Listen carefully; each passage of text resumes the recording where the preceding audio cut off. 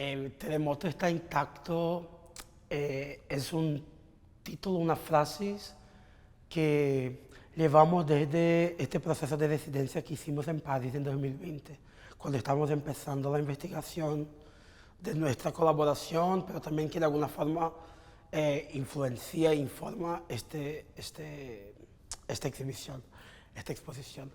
Y estábamos con una amiga hablando de Haití y luego nos ha dicho, si llegas ahí y ves el terremoto está intacto.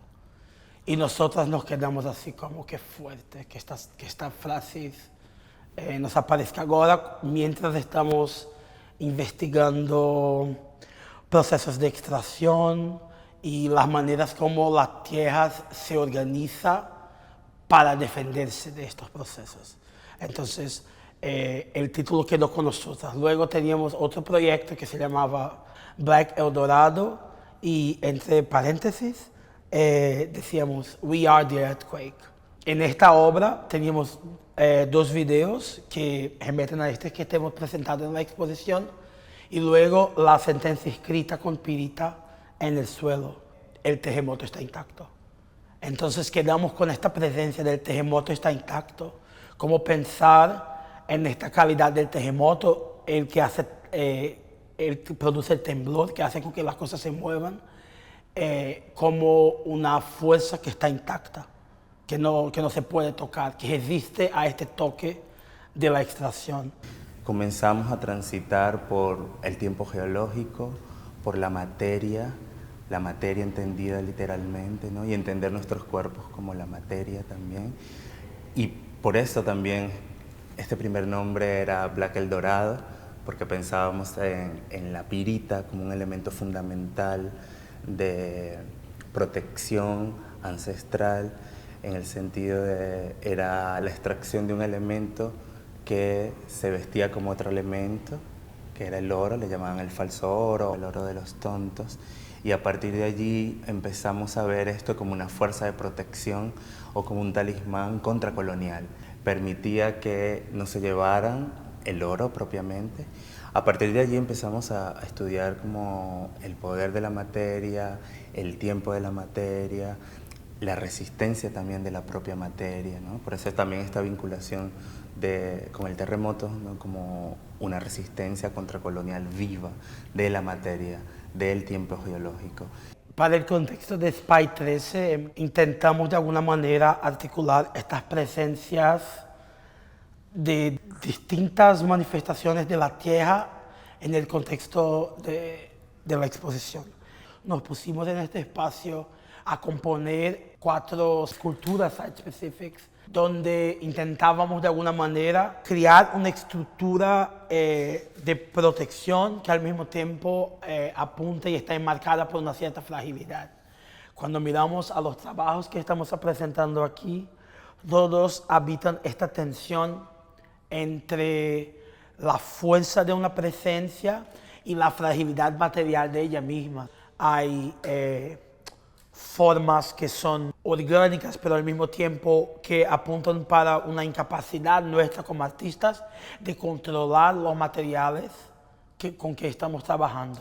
Esta necesidad de construir una relación material y formal con los trabajos, donde nosotras tenemos también que esperar a que la materia nos diga cómo. Y esto es claro, genera toda una serie de tensiones y posibilidades interesantes al habitar el museo, que es un espacio de alguna manera de organización del archivo, de control y una cierta vigilancia que requiere la manutención de un cierto archivo, de una cierta producción. Entonces aquí teníamos que lidiar con un tiempo del museo, los deadlines, los tiempos de instalación y el tiempo de la tierra, a quien no interesa el tiempo del museo. Utilizamos estas tecnologías ancestrales, el bareque y la cerámica, para construir un display, si se quiere, que rinda tributo a unas formas de preservación de lo vivo y preservación de la vida.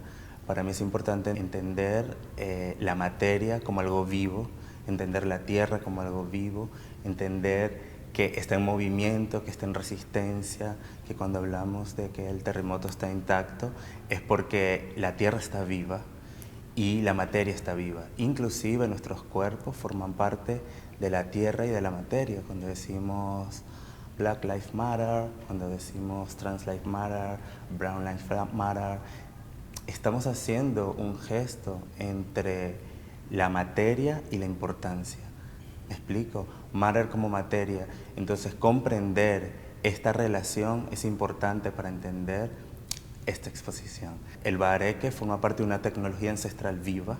Este tiempo que tomaba la construcción de estos pequeños monumentos, como le llamamos, tiene que ver también con un tiempo de conexión con nuestros propios territorios, un tiempo de activar la memoria y un tiempo de entender la relación de nuestros cuerpos con la tierra, aún en la diáspora. Y esta tecnología sirve para albergar, es decir, las viviendas de nuestras ancestras fueron construidas con tecnologías de preservación y por eso quisimos hacer como un gesto de retomar esta tecnología.